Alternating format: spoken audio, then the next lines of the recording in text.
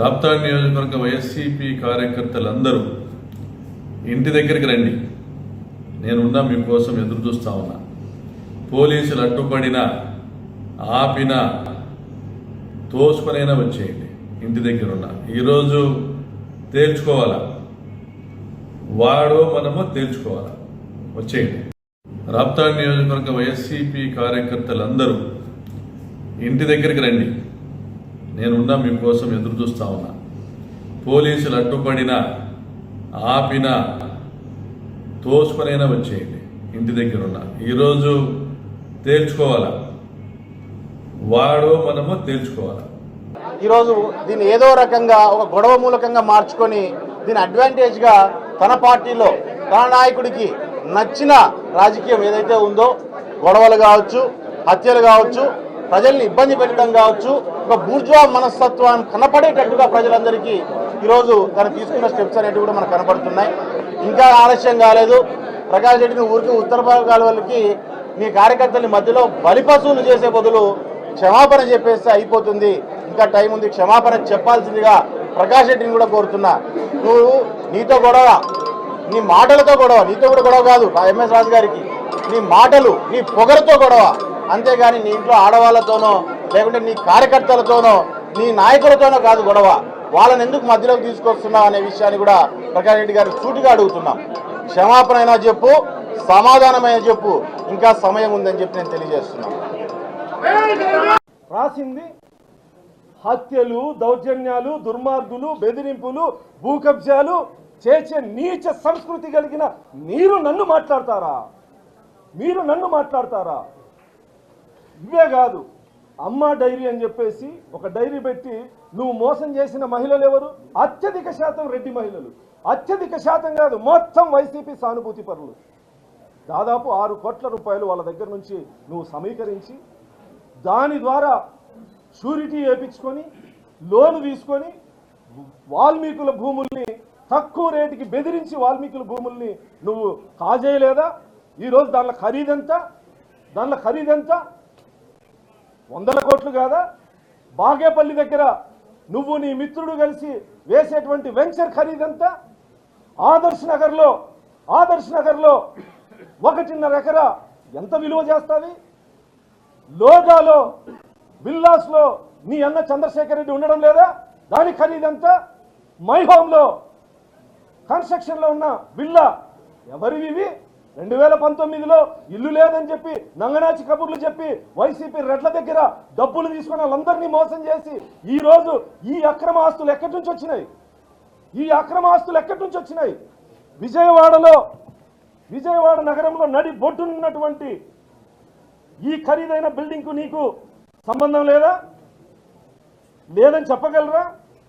ఈరోజు నా గురించి మాట్లాడే ముందు వీటన్నిటి మీద చర్చిద్దామా? ఈరోజు నీ ఆస్తుల ఖరీదెంత, నా ఆస్తుల ఖరీదెంత? నేను ఒక కులవ సామాజిక వర్గానికి సంబంధించిన సోదరుడు. గత 5 సంవత్సరాలుగా పాపం వైసీపీ సానుభూతి పరుడు మా ఎమ్మెల్యే క్యాండిడేటు ఇల్లు అమ్ముకున్నాడు అని చెప్పి కొత్త ఇల్లు కట్టుకున్న ఇల్లు మీకు ఇస్తే 7 సంవత్సరాలు నరకం చూపించారు. 7 సంవత్సరాలు నరకం చూపించారు. ఇంటి రెంట్ కట్టయ్యా, రాజకీయాలు మళ్ళీ చేస్తూ అన్న దానికి ఒకవైపు వాళ్ళని బెదిరిస్తావు, నా మీద అటాక్ వస్తావు. రాజు బాగా గుర్తించినాడు నన్ను. ఇంటి బాడిగ కూడా కట్టుకోలేని పరిస్థితిలో ఉన్నానంటే దీని ఖరీదు పాపం అతి తక్కువలో తక్కువ 100 కోట్లు.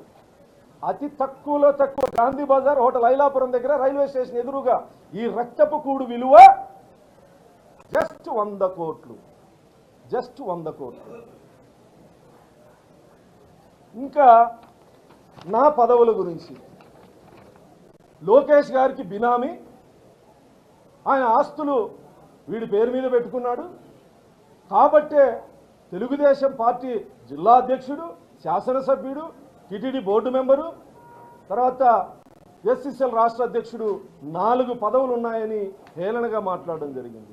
4 పదవులు గౌరవ ముఖ్యమంత్రి చంద్రబాబు నాయుడు గారు, మా జాతీయ పార్టీ అధ్యక్షుడు చంద్రబాబు నాయుడు గారు దళితుల్లో మాలా మాదిగలకు ఇచ్చేటువంటి గుర్తింపు ఈరోజు అనిత గారు ఒక మాదిగ సామాజిక వర్గానికి సంబంధించిన వ్యక్తి, తెలుగు మహిళా అధ్యక్షురాలు, పొలిట్ బ్యూరో, ఎమ్మెల్యే, హోంమంత్రి. మా స్వామి గారు మాల సామాజిక వర్గం, ఎమ్మెల్యే, సోషల్ వెల్ఫేర్ మినిస్టర్, రాష్ట్ర ప్రధాన కార్యదర్శి. మా సునీల్ అన్న మాల సామాజిక వర్గం, ఎమ్మెల్యే, రాష్ట్ర ప్రధాన కార్యదర్శి, అదేవిధంగా కోర్ కమిటీలో సభ్యుడు. మా వెంకటరాజు మాదిగ సామాజిక వర్గం, ఎమ్మెల్యే, జోనల్ ఇన్ఛార్జ్, అదేవిధంగా మా సౌమ్య విప్పు, ఎమ్మెల్యే, రాష్ట్ర ప్రధాన కార్యదర్శి.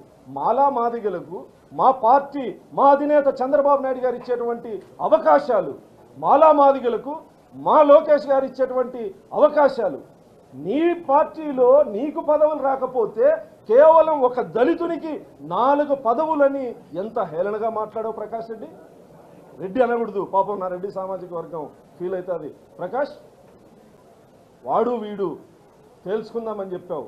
నేను చెప్తా అన్నా నీకు నాకు మధ్య యుద్ధం, ఇది జీవితకాలం. రాజకీయంగా అయినా సరే, దేంతోనైనా సరే, జీవితకాలం నా కంఠంలో ప్రాణం ఉన్నంత వరకు నిన్ను వేటాడతా, నిన్ను 100% వేటాడతా. లేని ఆరోపణలు చేసి సమాజంలో నా గౌరవానికి భంగం కలిగించిన నిన్ను, నా ఆత్మగౌరవానికి దెబ్బ కొట్టిన నిన్ను వదిలిపెట్టే ప్రసక్తే లేదు. నీ అక్రమ ఆస్తుల దగ్గర నేనుంటా. నువ్వు చేసే రాజకీయ పోరాటం ఎలా చేస్తావో నేను చూస్తా. ఇంత నీచ చరిత్ర కలిగిన నువ్వు నా గురించి మాట్లాడతావా? దాదాపు 25 సంవత్సరాల నుంచి ఎటువంటి బ్యాక్గ్రౌండ్ లేకుండా, మా తాతల ఎమ్మెల్యేలో, మా నాన్న ఎమ్మెల్యేనో కాదు, ఒక సామాన్య కుటుంబం నుంచి వచ్చి కష్టపడి ఈ స్థాయికి వచ్చా. గౌరవ ముఖ్యమంత్రి చంద్రబాబు నాయుడు గారి ఆశీస్సులు, నారా లోకేష్ గారి ఆశీస్సులు, తెలుగుదేశం పార్టీ కార్యకర్తలు, నాయకులు ఆశీస్సులతో 4 పదవులు అని చెప్పేసి నువ్వు 4 పదవులు అని చెప్పి మాట్లాడుతున్నావు. నేను గర్వంగా చెప్పుకునే 5వ పదవి ఉంది. ఇప్పుడున్న పదవులు కాల పరిమితి అయితే ఉండొచ్చు, పోవచ్చు. తెలుగుదేశం పార్టీ కార్యకర్తని, పసుపు సైనికుణ్ణి, ప్రాణం ఉన్నంత వరకు పసుపు జెండాను మోసేటువంటి సైనికుని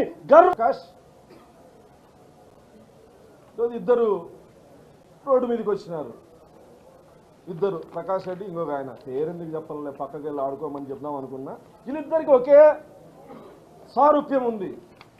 ఒకరు రెడ్డి సోదరుడి ఇంట్లో ఉండి ఇల్లు ఖాళీ చేయకుండా బాడిగీకున్నటువంటి వ్యక్తి, ఇంకొక అతను కురవ సోదరుడి ఇంట్లో ఉండి బాడిగీకోకుండా ఇల్లు ఖాళీ చేయనటువంటి వ్యక్తి. ఈరోజు వీళ్ళిద్దరు కలిసి పోరాటం చేస్తాండ్రు. ఇద్దరు కలిసి ఒకే చోటే ఉన్నారనుకుంటా. ఎవరెక్కువ రోజులు బాడిగీకుండా ఉన్నామో అని చెప్పి సిగ్గుందా అసలు? ప్రజాప్రతినిధులుగా ఉండి రాజకీయాల్లో ఆదర్శంగా సమాజంలో ఉండాల్సినటువంటి మనం ఇంటి నమ్మి ఇల్లు బాడిగలకు ఇస్తే బాడిగలు కట్టకుండా, మున్సిపాలిటీకి డబ్బులు కట్టకుండా ఆ ఓనర్లని చుక్కని చూపించిన మీరు ఇద్దరు వచ్చి పోరాటం చేస్తా అంటే సిగ్గనిపించలేదా అసలు?